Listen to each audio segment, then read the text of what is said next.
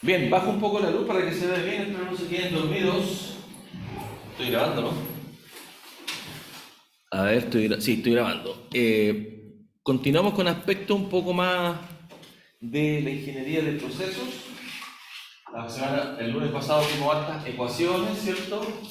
Solamente para entender que esas fórmulas no salen de la nada, están metidos los coeficientes de transferencia de materia, entender que hay fase gaseosa, fase líquida, hay como 8 nomenclaturas. ¿Por qué insistimos en la nomenclatura? Porque ustedes van a ver, y como les voy a mostrar acá también, los fabricantes lo expresan de distintas maneras. Hay unos que lo expresan con K tongo, otros con el KL minúscula, KG. Entonces es importante saber de dónde viene y cuáles son las unidades. Hoy vamos a ver, como les decía, equipos, ya el tarro mismo, donde se realiza la transferencia de materia. Hay dos grandes extremos, uno donde yo tengo gotas, en las que pongo en contacto con gas, y otras que genero burbujas. En todo lo que yo necesito es generar superficie y generar reino. ¿Ya? Ahora, esto yo no lo decido hacer arbitrariamente, esto está definido dependiendo si la corriente de gas tiene o no presión. Entonces aquí, en estos procesos, lo típico es la presión disponible. Si es que tengo que meter presión, tengo que usar un soplador. Si es que tengo que tratar gases de una combustión, no puedo meter compresor y cosas así un poco más complicado. ¿Ya? Por ejemplo, está muy en boga ahora tomar el CO2 inevitable y el CO2 que viene de las plantas cementeras, ¿cierto? Ustedes saben, planta de carbonato de calcio pasando por un horno se convierte en óxido de calcio, ¿cierto? Planta de cemento, cemento melón, cemento pirurí. En el norte en Antofagasta está Inacesa, ¿cierto? Entonces ese CO2 se va a la atmósfera. Entonces yo lo podría capturar y meter una tabla de absorción, concentrarlo, mezclarlo con hidrógeno y hago metanol. ¿Sí? De hecho hay un proyecto en el norte de Chile. Hay otra forma de tomar CO2 atmosférico por absorción que está en 100 ppm, es un poco más descabellado, es mucho más caro, pero la planta está instalada. O sea, existe la intención de hacerlo. Y por tanto, todo lo que estamos hablando de absorción, es un tema vigente. ¿Ya? En el extremo derecho tenemos una columna, es un wet scrubber, donde se generan gotas área interfacial y se pone en contacto con el gas para hacer la transferencia de materia. Aquí vale todo lo que hemos estudiado, línea de equilibrio, línea de operación. La línea de equilibrio es distinta si usted tiene una reacción química, ¿cierto? Reacción reversible, reacción irreversible. Cuidado con las microgotas, y se ve también el de Mister, ¿cierto? Que lo hemos estudiado con un poco más detalle. Después acá usted tiene unas columnas de burbujeo, inyector de gas.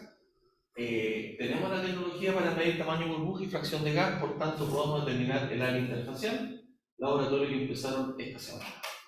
El laboratorio para ver cómo se oxida el azul del metileno con burbujas chicas y burbujas grandes. Este es el aparato que tenemos justamente con image analysis para determinar el tamaño de burbuja. Pues se inició en la Universidad de Madrid, después lo perfeccionamos y lo patentamos acá en la Universidad de Santa María como dispositivo para medición de burbujas industriales. Acá tenemos dos extremos, una solución altamente concentrada. Cuando tú tienes muchos iones se generan burbujas muy pequeñas, aunque vamos a trabajar con más salmuera que el agua de mar. Este es el régimen normal. Este aparato en realidad es el mismo que ustedes están usando en este laboratorio. ¿Ya? Y van a usar un espumante para reducir la coalescencia, cosa que las burbujas sean más chicas. Ocurren dos fenómenos. Primero, el tamaño es más chico con el espumante, pero como son más chicas, se mueven más lentos, también sobre cash holder. Entonces, reducir tamaño tiene dos implicancias. Más cash holder, se mueve más lento. Y baja el tamaño. Ambos influyen en el área interfacial del reactor químico. ¿Está? Ahora, dentro de esas dos columnas, de las columnas de absorción, también hablamos de las columnas de empacada, es decir, usted coloca en el mismo tarro, coloca un relleno. Estamos hablando de que yo hago circular líquido y pasa el gas en fase continua. Y ocupo este tipo de empaque. El más conocido es el empaque anillo Ratching, que ustedes ya lo vieron en la torre de destilación que está en la entrada.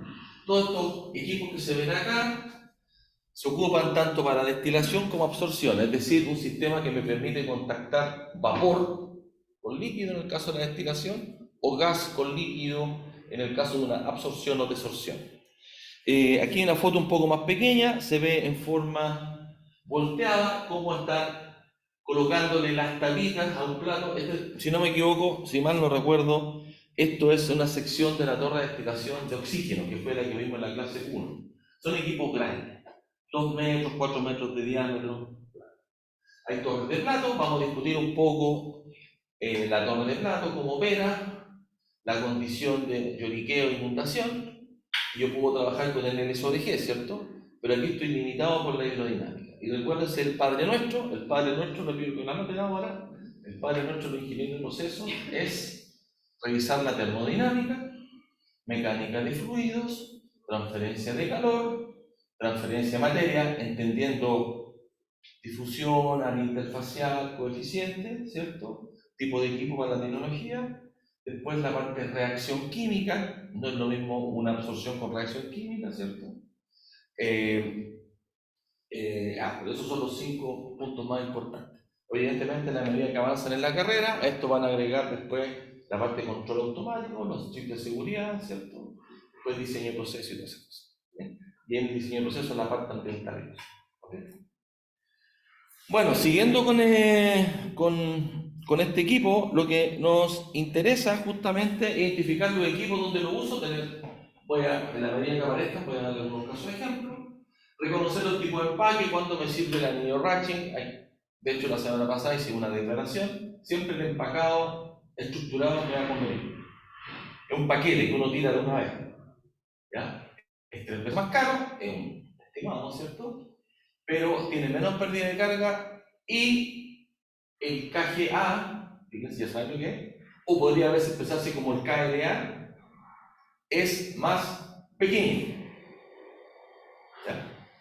Lo que hace que la etapa de equilibrio sea más grande. No obstante, tenemos que tener mucho cuidado porque si aquí relacionamos, hablamos de un parámetro de flujo, esto no es exactamente el flujo, pero hablamos de velocidad de flujo y la velocidad del vapor o el gas que está pasando. Si yo empiezo a tirar, bajo mucho el flujo de gas, bajo mucho el flujo de líquido, el gas va a pasar de largo. ¿Ah? O no va a dejar que caiga líquido y se me va a inundar. Ese es lo que llamamos el flooding, cuando tengo mucha velocidad. Al revés, cuando tengo muy poquito de gas, no se va a formar la cama de líquido y se me va a volver el líquido por los orificios. Y estamos en un lloriqueo, que es lo que vamos a estudiar. Eso es lo que vamos a ver con un poco más de detalle. ¿Sí? Me acuerdo que en una clase anterior vimos, estaban trabajando con un inyector poroso. No, sí. ¿En qué consistía eso? Claro, esos se ocupan acá en las columnas, sí, para burbujear. Estos que están acá se lograron con eso. Vamos a hablar de los tipos de dispersión de gas. Pero ese es un sistema donde yo disperso gas en el líquido. Lo que estamos viendo acá es cuando tengo una torre empacada, una torre de destilación, donde el vapor, el gas es fase continua y el líquido va escurriendo. Es distinto. Sí. Son los dos extremos. Vamos a llegar a eso. Lo vamos a ver un poco más adelante.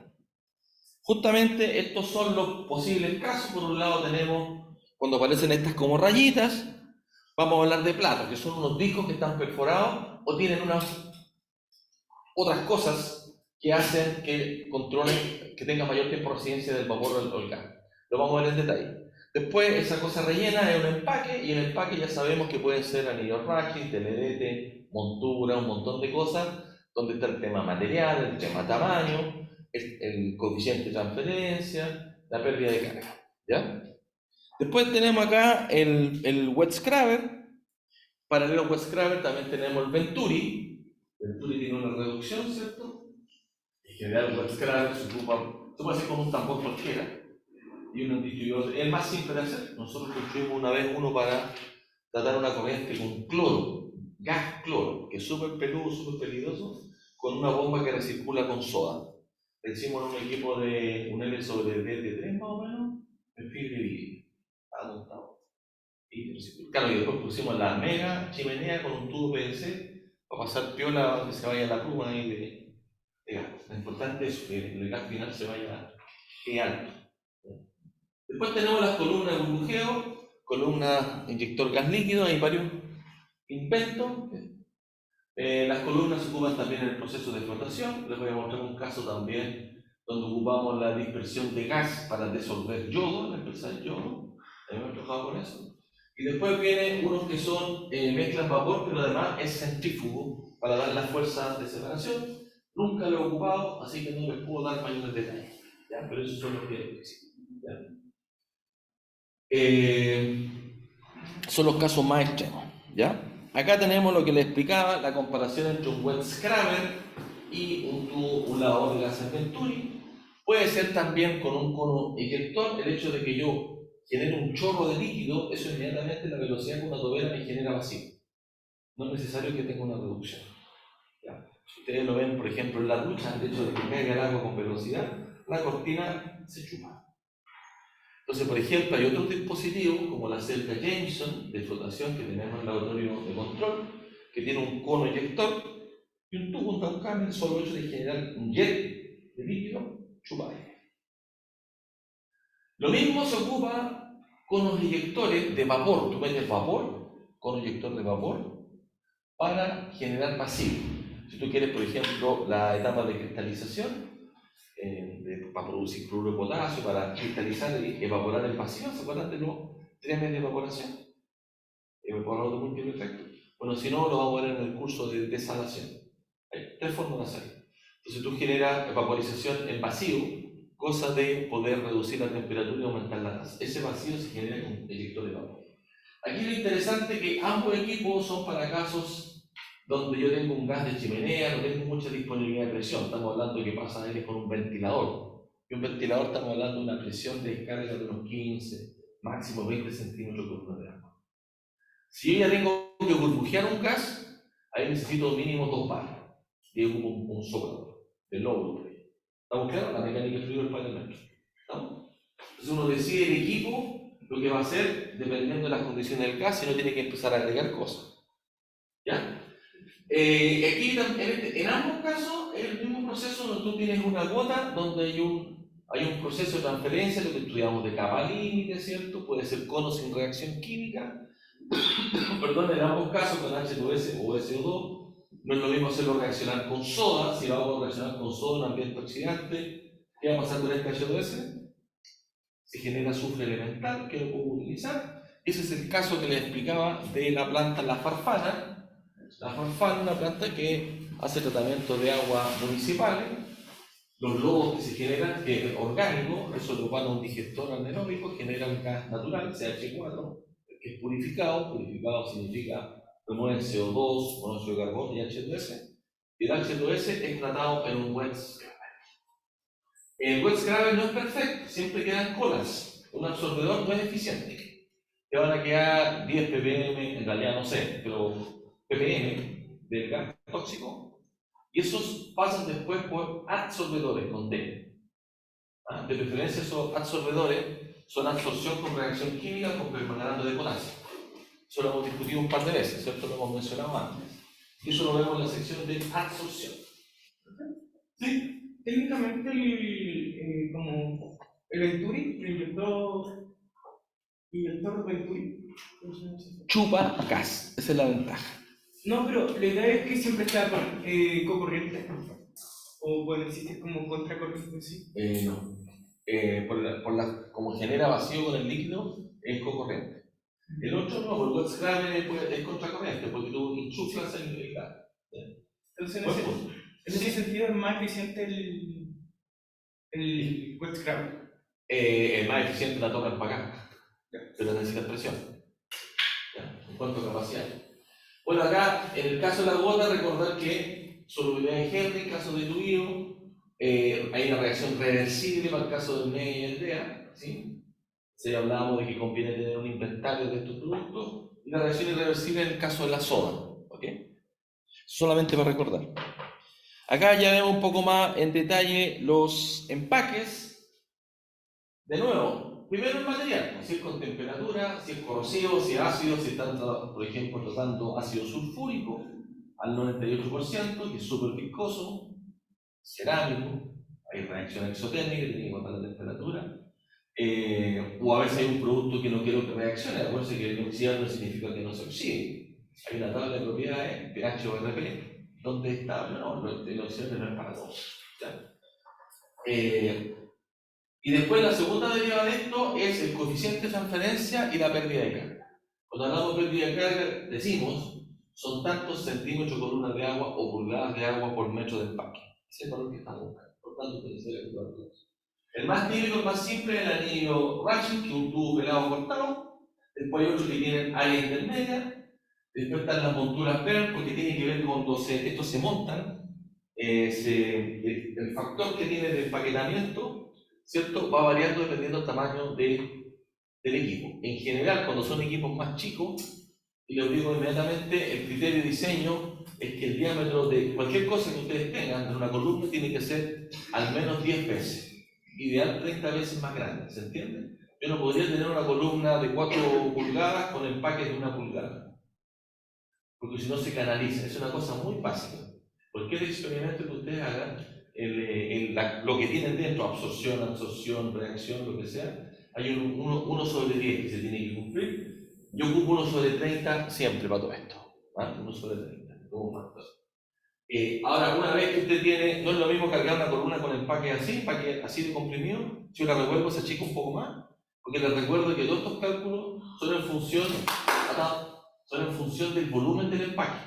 No sé si me entiendo, yo coloco el empaque, lo muevo, se me achica. Entonces, ese se llama el factor de empaquetamiento. ¿Ok? En la medida que usted aumenta el diámetro del equipo, el factor de empaquetamiento tiende a ser constante, pero es súper importante manejarlo. Ustedes ocupan el volumen, ¿cierto? El volumen de carga en la ecuación para determinar, porque el parámetro es metros cuadrados por metro volumen de empaque, y lo que uno mide solamente es el volumen de empaque, ¿cierto? Es un parámetro crítico de medir, ¿ya? ¿Sí? En el de cerámica, sí, que estaba también abajo.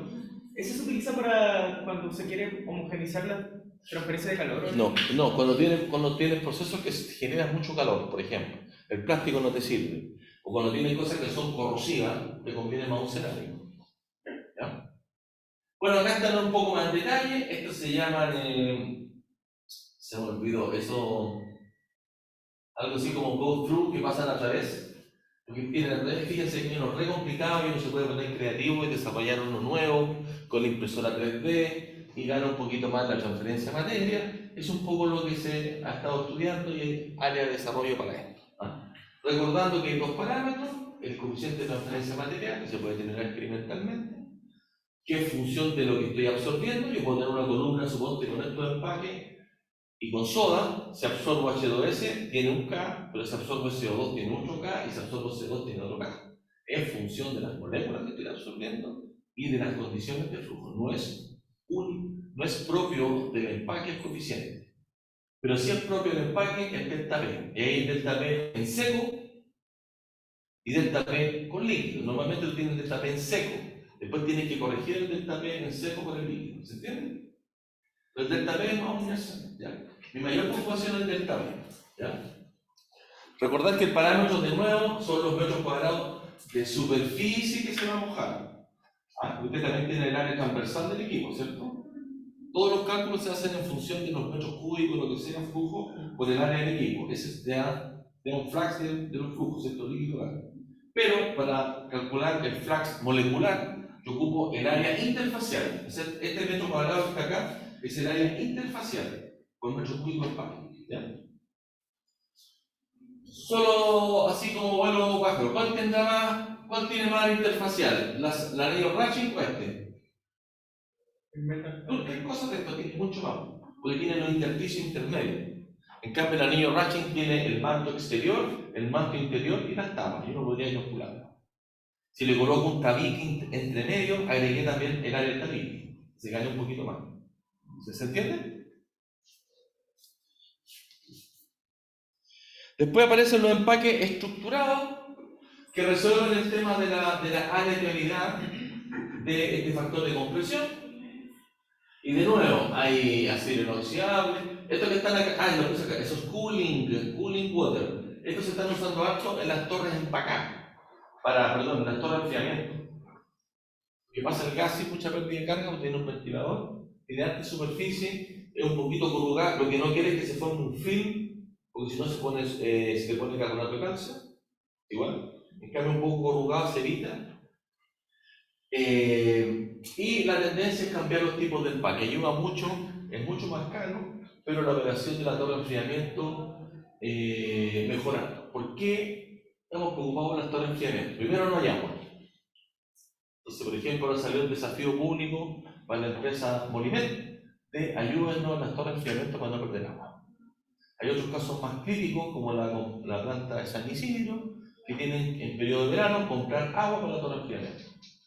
Y tienen otro problema, que la descarga de la purga, cuando damos torre de enfriamiento lo vamos a volver a retomar, tienen contenido de sulfato muy alto, no lo pueden tirar al río, por tanto va en cambio. O sea, todo lo que es manejo de agua en torre de enfriamiento, por un tema de escasez, cada vez un tema de mucho más interés.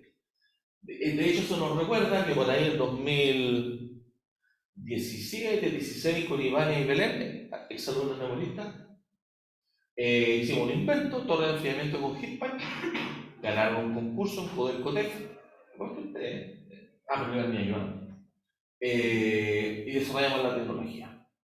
¿Ya? Después esos días se fueron, nos siguió, y ahora nos vuelven a llamar para ver de qué forma mejoramos las torres de enfriamiento. ¿Ya? Estamos en ese tema. Entonces es súper relevante el tema de empaque estructurado para torres de enfriamiento. Hay una tesis que terminamos hace poco, le hicimos el liquid, de una planta de enfriamiento, es una torre, un enfriador por absorción, desorción de nitrógeno, y se evaluó el cambio de empaque. Eso se hizo en el liquid, se hizo el año pasado, tengo que acordarme el nombre, pero la terminamos, una tesis, ahí se evaluó con Aspen, se hizo una simulación, y ahí se comparó desde el punto de vista costo-beneficio, que es lo que uno hace como ingeniero o ingeniera, el reemplazo del empaque. Eso es lo más reciente que tenemos. ¿Ya?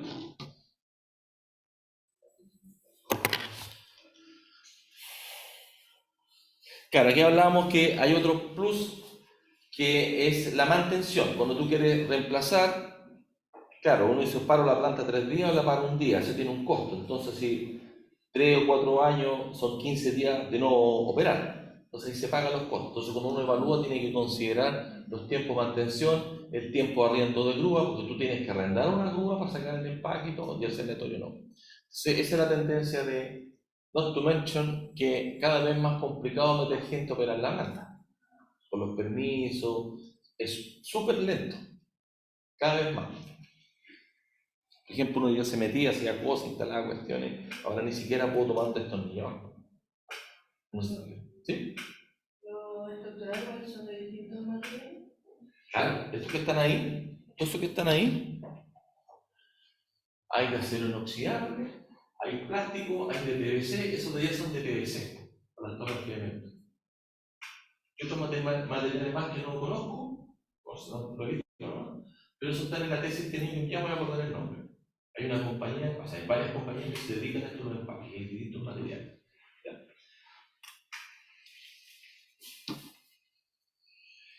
Ya, esta parte es importante, que se llaman así, through flow, que se llama flujo a través, through flow, ¿ya?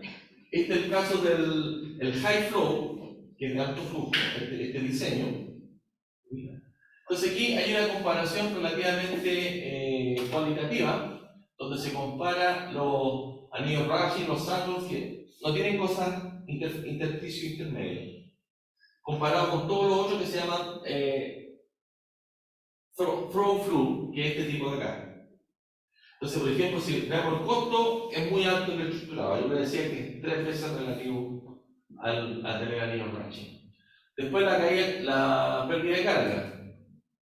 Tiene pérdida de carga, la otra es moderada, pero la otra es muy baja, porque está diseñado para no tener pérdida de estructural, lo que yo les he explicado. Y así seguimos con la eficiencia que está asociada a la transferencia de materia. Y acá tiene que ver la vapor capacity, que es un parámetro que se calcula con la velocidad media por la densidad. No es exactamente la velocidad, pero una capacidad de flujo. Cuando te metía la densidad y una velocidad, una raíz de velocidad. Por eso siempre gana el estructurado. Acá tenemos el ejemplo con marca y todo. Estamos hablando de 1 a 3,5 pulgadas por metro de empaque. Estamos hablando de condiciones en que opera el kit. ¿Cuántos centímetros de columna de agua una pulgada? 2,54. ¿Ya? Una pulgada son 2,54. ¿Cuál es su dedito? Bueno, depende del dedito. Una pulgada son 2,54 centímetros, ¿ok? Ocupamos ambas unidades para expresar pérdida de carga.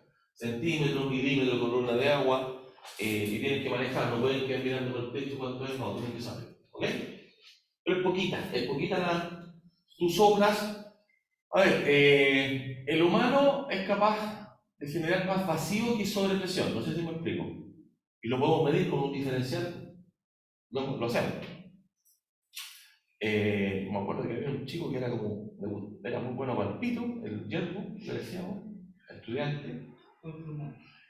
No sopló, pero tú puedes generar media atmósfera de vacío. Media atmósfera son 5 metros por una de agua, de alto, vacío. Y puedes insuflar más o menos 3 metros. Son pruebas de capacidad por una. No tiraba ni un metro, así que no, era re divertido. Muerto de la risa, perdió la capacidad. Así que eso es lo que más o menos uno maneja. 3 metros por una de agua alto. Aquí estamos hablando que la pérdida de carga por metro es 2 centímetros. Tú puedes generar 300 centímetros para que tenga el orden de magnitud. Es así, por metro. ¿Ya? O sea, si uno sopla, pasa de largo, eso es 1 centímetro. ¿Ya? Que se cuesta mirar. Y uno se da cuenta porque realmente sopla y levanta con una manguera nomás. Tú levantas los centímetros. Lo siento, la ingeniería es una disciplina súper práctica, sobre todo la ingeniería química, es de mucha práctica. Bueno, acá están los platos perforados es exactamente eso, una tapa con hoyos, no tiene nada más, es el más simple.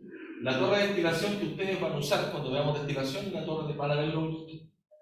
Pero, si uno la mira de lado, digamos así, fíjense que tiene, aquí está el hoyito, aquí está un disco. Entonces hay una condición que uno empieza a meter aire, o gas, o vapor, y el líquido no cae, la mantiene. Solo burbujea, no cae el líquido.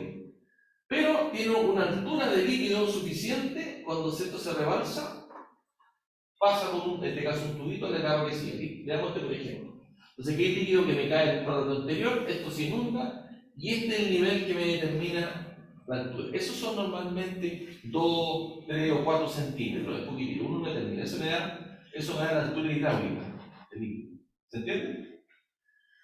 Y aquí, ¿qué es lo que ocurre? Pasa vapor, pone en contacto, pasa vapor a otra etapa, se pone en contacto y se va volviendo el líquido. O sea, te da en contracorriente el líquido, ¿cierto? Entonces se darán cuenta que acá el tiempo de residencia es cortito. Y la pérdida de carga depende de los orificios y de la columna de líquido. ¿Estamos? Aquí viene la primera criterio y regla de ingeniería. La pérdida de carga en seco, o sea, sin nada de líquido, yo hago pasar gas, normalmente se diseña para que esta caída de presión, que es puede ser 1 pulgada por plato, de columna de agua, 2 centímetros, digamos, se calcula para que tú tengas la misma pérdida de carga en líquido. Se llama pérdida de carga en seco, por 2 sería el total, que venga el líquido para el plato seco. ¿Ya? Ahora ustedes entenderán que aquí pasa una burbuja de vapor o líquido, burbuja de gas si es absorción, vapor si es destilación, pasa de largo en corto tiempo, ¿cierto? Para evitar que eso ocurra, yo le puedo agregar una especie de tapitas. Si fija acá tiene unas válvulas. Entonces estas válvulas cuando sale vapor retiene y hace que aumente el tiempo de residencia. ¿Por qué quiero aumentar el tiempo de residencia? Para alcanzar el equilibrio, así que el equilibrio. ¿Se entiende? Y aquí justamente hay uno que tiene lo que se llama los bubble cap, que es justamente una tapa. Entonces, esto es, cuando veamos destilación, vamos a ver con más detalle en un video de otra cosa, ¿ya? Pero lo que se busca es aumentar el tiempo de residencia. Esto también, ya en la medida que más sofisticado, más caro. ¿Estamos de acuerdo? Pero voy ganando el tiempo de residencia, ¿sí? Tengo 2 preguntas. O sea, primero, ¿los platos en qué equipo se utilizan en torre de destilación sí o sí? No, también torres para acá. Para acá. Por eso digo, todo lo que estoy viendo, destilado, empacado, estructurado, no sé qué, todo eso, es absorción y destilación. En ambos casos. ¿Ya? Esto lo pongo para absorción también. ¿Okay? ¿Y lo otro? El plato perforado igual es mucho más cómodo cuando tú tienes fluidos sucios o formas un sólido. No, es muy poco probable que se dañen. Ahora, estas cosas, si se rompen, si se caen los platos. No me acuerdo quién me preguntó y le mandé hartas fotos hace poco de estudiante que estaba viendo esto. Dijo, profesor, los platos se caen, sí se caen, se rompen. Se caen, se caen. Para eso están los manholes que les decía, no miden inspeccionan. Por corrosión se van destruyendo y se te va a ir pasear. Y uno se da cuenta que si hace el cálculo del L sobre G no te da. Empieza a perder eficiencia. ¿Ok? Estoy preguntando algo más. Ah, sí. ¿Cómo se llama esa como etapa de equilibrio? En el que está como esa altura máxima del líquido, pero aún no cae. ¿A qué te refieres? ¿Que no pasa de largo? No, es que eso lo vamos a ver en una toma. Tú tienes dos extremos. Uno, cuando tengo mucho gas y no dejo que el líquido. Si tengo mucho flujo de gas, el líquido que ha retenido se empieza a acumular y se me inunda. Sí. ¿Ya?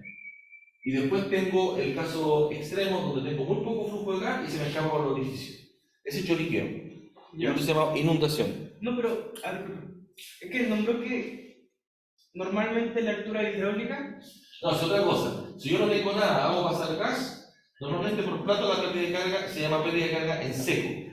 Son del orden de 2 centímetros, 1 pulgada.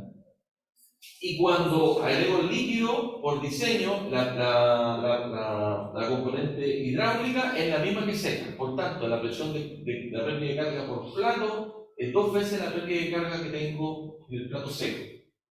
¿Cómo se llamaba cuando el líquido de agua y Inundación. Flooding. Inundación o flooding. Inundación o flooding. Pero ya lo vamos a ver.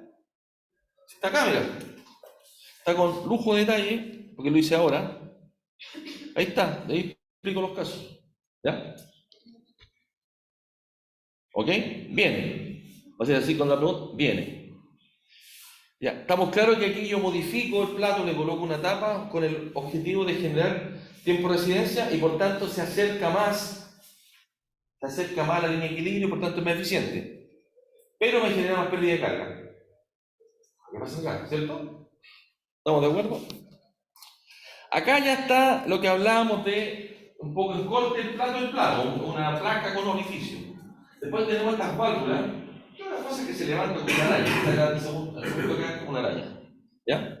Este es el bubble cap y acá está cómo se ve en corte. Aquí pasa el burbujeo nomás, tanto el vapor como el gas. Acá está el bubble cap, que en general estos tienen un gap que puede moverse. Si tengo mucho flujo de gas, se levanta, ¿se entiende? Como los sprinkles de riego de jardines. Vino más gas, se levanta, regula, ¿cierto? Este otro tiene mucho más tiempo de residencia, son mucho más caros, ¿ya? Entonces, por un lado gano en eficiencia, pero pierdo en pérdida de carga, ¿ok? Y acá mira, los sieve significa tray es plato. Y los sieve es como tamiz o perforado. ¿Ya? Sieve o perforado. Valve tray son estos que están acá, estos de válvulas. Y el bubble cap tray, se llaman platos de bubble cap, de cápsula de burbuja. Ese es el bubble cap, ¿ok? Entonces aquí dice el costo relativo entre ellos, la pérdida de carga, la más alta, ¿se dan cuenta? La eficiencia, todo al revés. Vas ganando en eficiencia, pero vas aumentando la pérdida de carga. ¿Ya? Si aumenta la eficiencia, la torre es más corta, más chica, menos costo en altura, pero más cara como plata. Por eso hay un trade-off de lo que quieres hacer. ¿Ya? Esto tiene que ver con la escalabilidad, turn down ratio. Y el tiempo, le insisto, que está referido a la velocidad. Aquí explico un poco de nuevo que esto es para absorción y destilación, es así como ver el plato. Entonces aquí yo tengo un equilibrio, no puedo tirar mucho vapor, por tanto el sobre está restringido, es muy poco, si es muy poco se devuelve el líquido, si es mucho se acumula. Y aquí hay una cosa súper interesante. Esta eficiencia de la transferencia depende fuertemente de la viscosidad. Si el fluido es muy viscoso, la burbuja no se alcanza a mezclar. No sé si ustedes se acuerdan o vieron el fenómeno del transporte, las líneas de flujo cuando aumentaban la viscosidad. Eso lo ven en Consol o en ANSYS. Entonces, cuando tienen un fluido de baja viscosidad, se generan altas turbulencias. La turbulencia es buena, ¿cierto? Para la transferencia de materia. Pero en la medida que aumentas viscosidad, se hacen líneas de flujo como flujo laminar. diseño celeste, se forman capas límite o la capa límite es más gruesa, por tanto, la transferencia de materia es más mala. Van conectando todo el hilo, ¿cierto? Se imaginan ya con cada uno. Y cuando fíjense aquí aparece un término, vemos flujo líquido, aquí está la viscosidad, el factor, esto es escala logarítmica, estamos hablando que la eficiencia en escala logarítmica aquí recién estamos en un 10%, podemos llegar a un 2% con una viscosidad superior. O sea, es dramático, ¿estamos de acuerdo? Es dramático el efecto. Las torres de absorción, bueno, ahí hay una expresión matemática, estas son eficiencias para ciertos tipos de procesos, no es para todo, pero lo que les quiero ilustrar es la fuerte dependencia en la escala logarítmica de la viscosidad del fluido. Si una cosa, una alquitrán, seque o un aceite, entonces una absorción, la eficiencia va a ser 10%. ¿Ya? Normalmente una absorción como criterio de diseño, anótenlo, si yo no sé nada, 60% es un número conservador. Eso es como algo. Entonces, por tanto, cuando usted calcula el número de etapas teóricas, las etapas reales son más o menos. Son más. Las dos más grandes. O sea, sería el número de etapas teóricas dividido por 0.6, que da un número más grande. ¿Estamos de acuerdo? Y si yo les digo, es un fluido altamente viscoso, sin pensarla, 10-20% de eficiencia. ¿Ya? Aquí está lo que intento explicar gráficamente, no sé si se ve tan bien, lo saqué hoy día en la mañana. Acá está el SIP, lo que es el SIP, un plato perforado. La condición normal permite el burbujeo. Ojo, que también hay sistemas que generan espuma, por tanto, cuando ya vemos un poco más de detalle, las torres de destilación aparecen otras variables. Si una torre a presión, a vacío o si forma espuma, hay diferentes espaciamientos. El espaciamiento, cuando tengo una torre de plato, está determinado por operación y diseño mecánico. O sea, la etapa de equilibrio tiene un valor conocido y fijo. Se acabó. Mientras que en un empaque, la altura de una etapa de equilibrio teórica se calcula y en función del coeficiente de transferencia de materia. ¿No? En los platos es fijo, nada que hacer. El único detalle depende si hay presión o el vacío forma espuma. Aquí forma un poco de espuma. Si tiene mucha espuma, ustedes entenderán que tiene que ser más separadito para que no nos den tarea. Y acá el flujo no cae, solamente se rebalsa y alimenta el siguiente plato. Ahora, en la medida que tengo un flujo de gas muy alto, no lo dejo que salga, se empieza a acumular, genero presión a la larga, se acumula y se me inunda. Entonces un flujo de gas alto implica una inundación o un flooding inoperativo. Entonces yo estoy restringido en la razón L sobre G. Al contrario, si empiezo a bajar flujo de gas, no es suficiente, si me empieza a devolver el líquido, empieza a gotear como una lluvia. Eso se le llama en la jerga el lloriqueo o whipping. Eso decía que ustedes también van a estar entendiendo jerga, flooding e inundación cuando hay mucho gas. Whipping, el líquido se me devuelve cuando hay poquito gas. Ahora, esto no es al ojo, hay cálculos, hay regiones, como les mostré en un gráfico, se calcula. Normalmente cuando usted ocupa un software de simulación, viene esto calculado, ya la curva. Ahí está la referencia donde saqué estas cosas, por ejemplo. A esto me refiero. Acá están las zonas de flooding y whipping, pero en el caso de platos. En el caso de los platos, los espaciamientos vienen fijos coeficientes. ¿Ya? Entonces, la altura del plato se determina por el diseño mecánico, y después acá se calcula con la ecuación que vimos la semana pasada, se integra. Normalmente ustedes le dan el KI, ¿cierto? Y el flujo de gas, por eso determina la altura de la equilibrio. Y acá están los extremos. Aquí ya empieza a salpicar cuando usted tiene muy poquito flujo de gas, quiere decir, la razón, muy poquito gas relativo, muy poquito líquido relativo al gas, empieza a hacer spray, salta, ¿cierto? Y estas son las zonas en las que tengo que operar dependiendo del espaciado. Por ejemplo, si estoy en este espaciado, yo no puedo, este debería ser mi L, si tengo este sobre L sobre G, o al revés. Esta sería la velocidad de gas que necesito operar. Esa velocidad de gas, ¿de dónde viene? Si yo coloco un empaque que tiene, si yo la miro hacia arriba, tiene cierto orificio, me va a dar la velocidad real. No es lo mismo, yo tengo una columna así, tengo yo solo chiquitito, Mi área es chiquitita, por tanto la velocidad es más alta. No sé si se entiende. O sea, la velocidad depende de la fracción de hueco que tengo disponible. ¿Ok? Entonces, la velocidad, yo calculo caudal dividido por el área total, dividido la fracción de hueco es la velocidad de hueco. Por tanto, esa velocidad depende de... Aquí hay un tipo de empaque. No solo por área de transferencia, no solo por material, sino para que la cosa me funcione. ¿Se dan cuenta que es un poquito más complicado? ¿Cómo calculan si cada partida?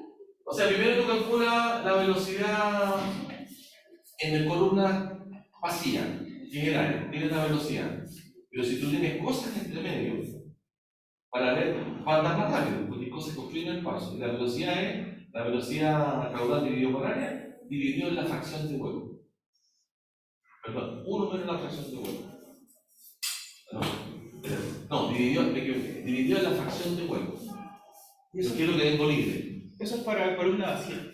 O para... No. Estamos hablando del slip velocity que estudiaron en mecánica fluida. La slip velocity es la velocidad real que tengo un equipo.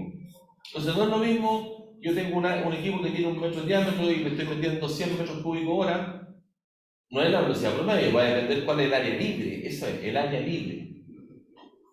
O sea, la corta caudal dividido por área libre es la velocidad que necesito tener. Se acabó, ¿cierto?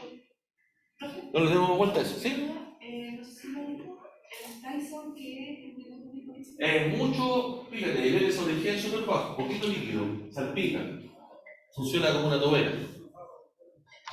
O sea, no puede estar en esa zona. Ya, acá está la pérdida de carga con las ecuaciones que seguramente vieron en el transporte, sino está acá fuertemente dependiendo de la fracción de hueco, aquí tampoco los parámetros. Vamos a usar esto para derecho para acá. Esa es la ecuación genérica, usted tiene arena, tiene cualquier cosa, es la ecuación de Ergun que le sale. Aquí hay solamente parámetros de caída de presión, fíjense. Dry, columna seca, no le hemos puesto el líquido. Porque cuando usted le agrega líquido, ¿qué va a ocurrir? Si usted tiene talla seca, este orificio tiene líquido, va a formar un espesor, por tanto la velocidad es un poquito más alta. El líquido va a reducir el área libre, ¿se entiende? ¿Ya? Y peor todavía, esa pérdida de carga va a ser función de la retención de líquido. Si usted tiene un material de nuevo que tiene una tensión superficial súper alta, va a formar una película gruesa. Entonces, si yo miro, mi área libre se reduce, ¿se entiende, no? ¿Qué es función del material en la retención de líquido? En este caso es la pérdida de carga, y lo que me interesa es ver, usted tiene el metro, que columna de agua, por tanto son 2 centímetros, 4 centímetros, ¿cierto? En función de la velocidad de gas, velocidad superficial de gas, es el caudal dividido por el área libre. ¿Ya? Esto para distintos empaques, desafortunadamente no sé por qué no puse los tipos de empaque. No, aquí dice, son irrigated amplified piping rings, esto sale del PER, ¿ya? Simplemente que depende del tipo de empaque que uno tiene, ¿ya? Pero esa es la relacionalidad en función del gas, que es súper rápido. Esto para este diámetro columna, para este tipo de empaque, es por metro, un sistema de agua, esa presión y esa temperatura. Si obviamente usted cambia la temperatura, cambia la viscosidad, la tensión superficial y todo. ¿Ya? Entonces, si hace transferencia de materia, tiene que considerar la mecánica de fluido. Acá aparece el término del factor de empaque. El factor de empaque, claro, no quedan ordenaditas las cosas cuando tiene un empaque neutro. Entonces, el factor de empaque, ¿cuánto? Empaquetado está entre 0,6 a 0,8, o la fracción de hueco, ¿cierto? En la medida que el diámetro es más grande, este factor es menos aleatorio. En la medida que la columna es más chica, se empieza a dispersar el valor. No sé si me explico bien. La razón, en la medida que la razón, diámetro del empaque sobre el diámetro de la columna es más pequeño, son más parecidos, el factor de empaque se empieza a distorsionar, se dispersa más. ¿Ya? Acá está la velocidad en pies por segundo. ¿Cuánto un pie en centímetro? Un pie en centímetro, 2,52 por 12. Por 12, está como 30 centímetros, ¿cierto? ¿Qué por segundo la velocidad? Estos son empaques Industrial Tower, no vine en la mañana. Estos tipos de empaques estructurados No, parece que eran monturas, ¿ya? Pero lo importante en la medida que el empaque es más pequeño, el delta P se llena más, queda menos área libre. El delta P a la misma velocidad es mucho más alto. No sé si ven acá, está en escala logarítmica. Ambos están en escala logarítmica. Entonces, a la medida que el diámetro es más pequeño, el delta P sube mucho, ¿ya? A una misma velocidad de cambio, ¿ya? Aquí aparece otro término. Aparece un término que tiene que ver con. Aparece todavía, ¿no? Ah, claro, bien, aparece el término de.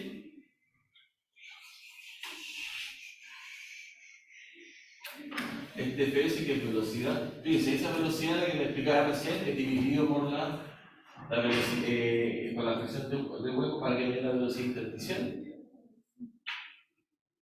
Aquí te he explicado la fórmula, ¿no? ¿Ah? Te metía la densidad, no metió el líquido todavía, ¿ya?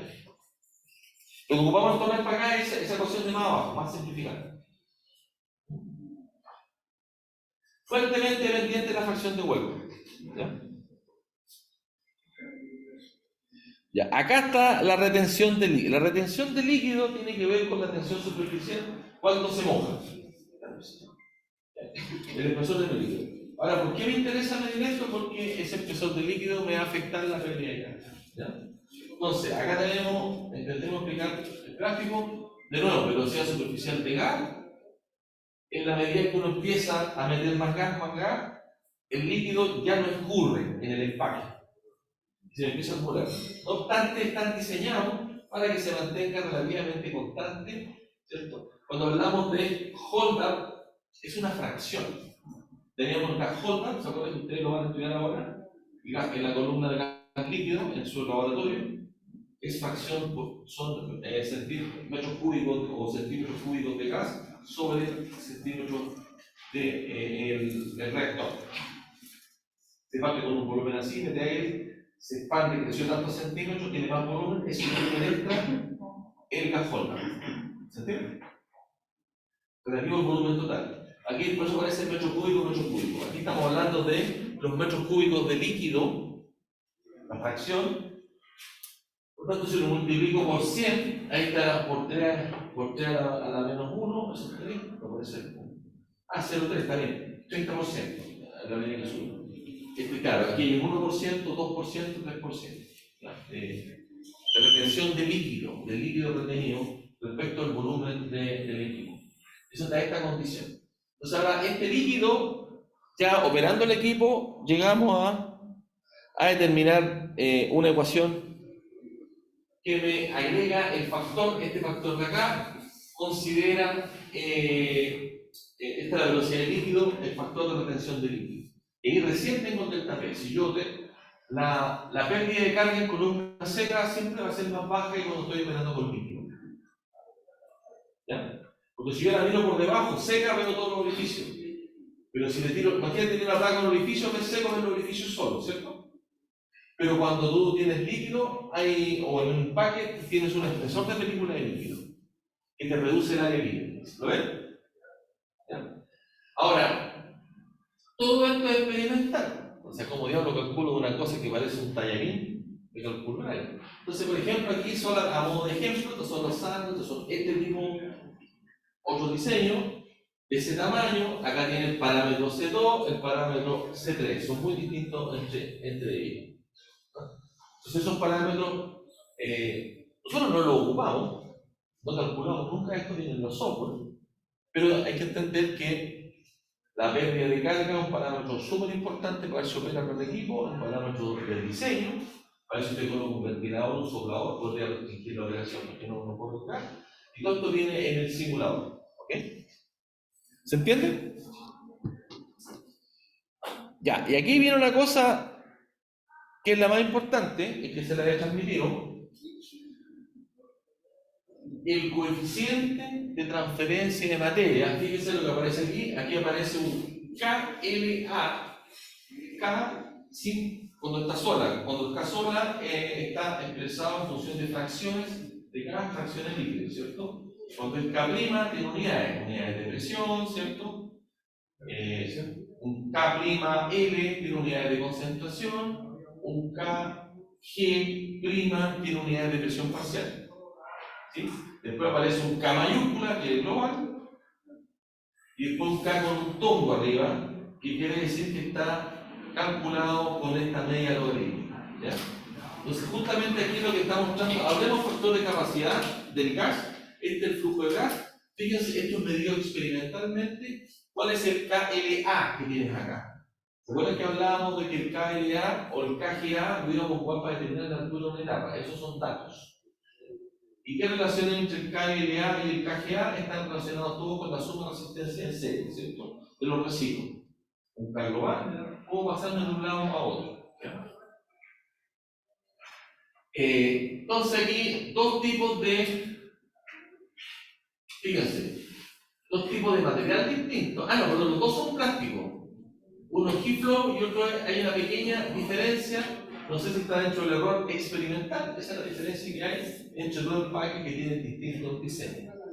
Pero después, si miramos acá, el high flow en un sistema de absorción cerámico de CO2 en agua, y cuando comparamos el tamaño, 50 milímetros, 20 milímetros, a iguales condiciones de flujo, hay una diferencia más significativa en el KLA.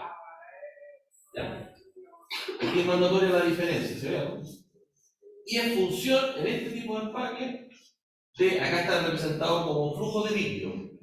En el otro teníamos solamente el flujo de gas. El flujo de gas no nos afecta tanto en un empaque como el flujo de líquido. Porque el flujo de líquido empieza a inundar. No inundar el tema del plato, sino empieza a reducir la capacidad del líquido. ¿Estamos? Entonces esto es para el CO2. ¿Se podría como asimilar el tema de esta resistencia de transferencia de materia en serie? No, es solamente el resultado de la hidrodinámica. Solamente hidrodinámica que afecta la velocidad de gas, del tapete. O sea, súper clara acá la hidrodinámica del equipo, la pérdida de gas. Y afecta la transferencia material. ¿Ya? Otro efecto que solamente aparte de todo lo que hemos visto, quiero insistir en el tema del pH. ¿Cierto? Cuando usted cambia el pH o tiene reacción química, no es lo mismo una absorción de CO2 en agua que una absorción de CO2 con hidróxido de sodio o el MEA. Acá tenemos la capacidad de carga de la amina de CO2 por mol de amina en función del, o al revés, uno lo puede mirar acá, en función del pH o la carga, cómo se afecta o cómo desplaza el pH. ¿Por qué la carga me afecta el pH? ¿Por qué si saco más o menos CO2 me afecta el pH de la solución? Porque el dióxido de carbono que saca el agua baja el pH. O sea, porque el sistema tiene dos constantes de equilibrio. Entonces la concentración del CO2, que va a ser función de la capacidad de extracción de alguna, me va a afectar el pH. ¿Ya?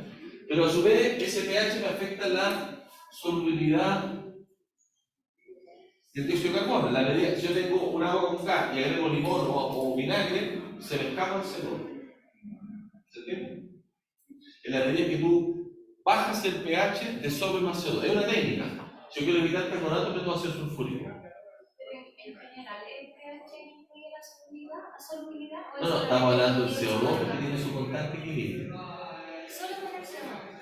Y otra molécula, el carbonato de litio también. Para disolver carbonato de litio en el proceso de doble cristalización, yo inyecto CO2, que además funciona del pH. ¿Entienden? Depende de la reacción química. Así que lo que quiero ver, lo que quiero que vean es que si tú tienes constantes de equilibrio, tengo que tener cuidado. Y no es necesario. El H2S también, súper sensible. Le explicar el caso cuando descargaban soluciones ácidas del alcantarillado, se generan descargas de H2S. ¿Se acuerdan que se los comentaba? El efecto del pH va a depender del tipo de producción. ¿Perdón? El efecto del pH va a depender del tipo de producción. Claro, no, pues toda la química y termodinámica que saben, pues, del equilibrio. O sea, ciertamente el H2S, el CO2, en particular el CO2, como tiene esos dos constantes de equilibrio, el ácido sulfúrico en soluciones diluidas igual tiene constantes de equilibrio. ¿Ya? Ahí revisar la química, pero le pongo a colación acá el tema del CO2. ¿Ya? como le explicaba, si yo traigo un vaso de agua ultra pura, aquí lo coloco, el pH me va a cambiar en el tiempo. De hecho, por tanto, hacer experimentos con agua ultra pura no tiene ningún sentido porque la difusión de los gases del ambiente no va a afectar. ¿Y en la industria cómo se controla eso? ¿Inyectando un químico extra? What do you mean? ¿Qué quiere hacer? ¿Qué industria? O sea, todo se controla. Sí. Todo se controla. El pH sí, claro, ciertamente se controla. Para lo que tú quieres hacer. O sea, en el caso del CO2, el CO2 es presión y temperatura, por lo que tú cuentas. Presión y temperatura.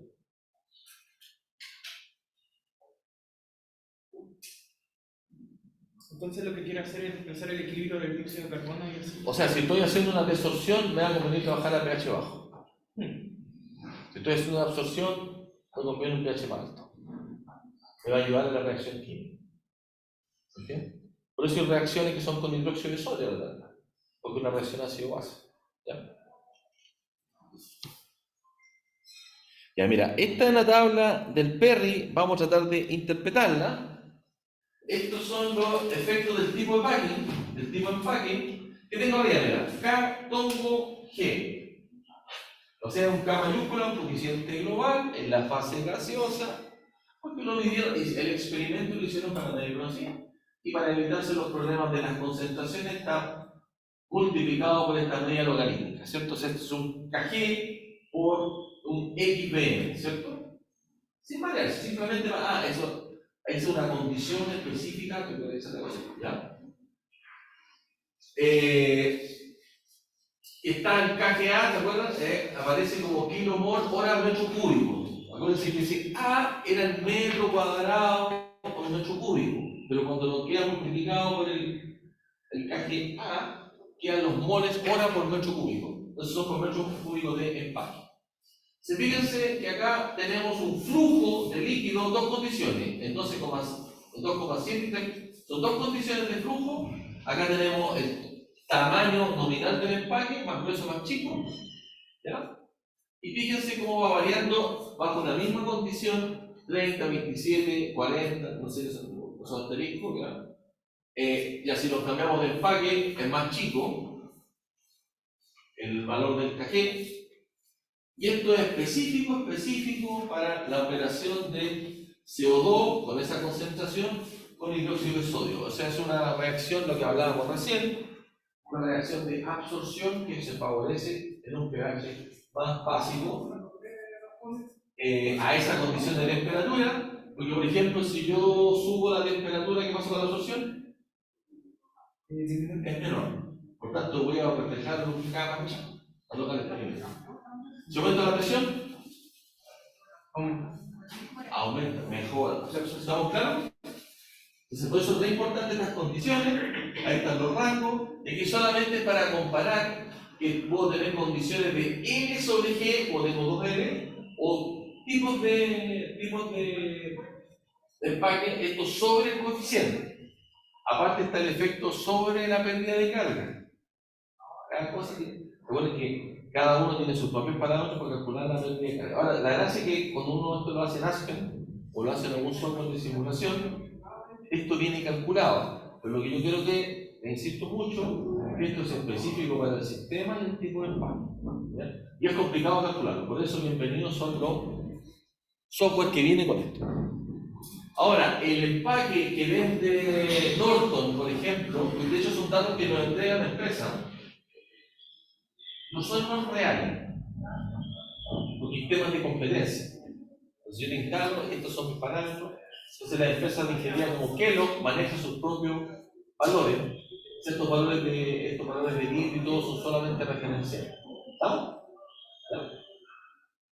Cada proveedor te da el valor o cuando instala el equipo. Por ejemplo, los noruegos tienen sus plantas de ácido con su empaque. Pues los suecos tienen. Pero lo importante es entender que depende del tipo y del tiempo. Eso es lo que estamos desarrollando. ¿Ya? Ya, acá tenemos, fíjense, acá tenemos un mismo sistema con distintos empaques. ¿Estamos de acuerdo? En este otro ejemplo, tenemos un mismo empaque, déjame ver, un mismo empaque. Este es Norton, una compañía que vende un empaque. Este es un mismo empaque, pero en distintos sistemas. Fíjense, absorber cloro, tiene un caso muy chico. Absorber ácido clorhídrico, tremenda diferencia. Y eso implica en el tamaño de la toma. ¿Estamos? Y está clarito, mismo empaque, pero distintos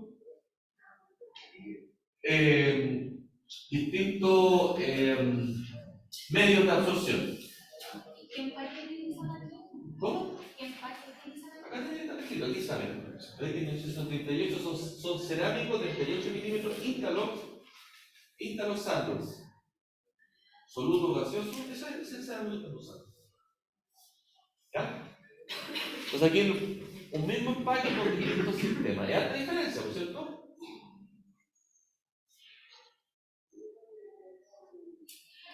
Y lo dejamos hasta acá porque después. No, acá simplemente estoy hablando que. Yo creo que lo había mencionado. Si estoy repitiendo esta tabla. Que uno puede tener. No es lo mismo absorber SO2 en agua que con soda que con dieta orgánica. ¿Y de qué forma uno lo ve reflejado eso? En el KGA, por ejemplo, o en el KLA, depende de cómo lo esté calculando. Estamos claros que son distintos. Lo único que me interesa, le estoy evidenciando, que depende de cada sistema. No tiene rango de valor. La otra cosa importante para llevarse para la casa es el tema del delta B. ¿Sí? El tema del holder de líquido. ¿Sí? Y continuamos, paramos acá. Vamos a continuar con la planta de ácido sulfúrico, explicar un tema de enfriamiento intermedio y ahí pasamos a lo que tú preguntabas recién. Estos son todos los tipos de inyectores los que hemos trabajado para meter burbujas de gas. En el otro eran contactores gas líquido, water, ¿cierto? Aquí estamos metiendo gas. Eso es lo que vamos a ver ahora. ¿Ya? Y cerramos. Oye, me guardan en la foto. Y cerramos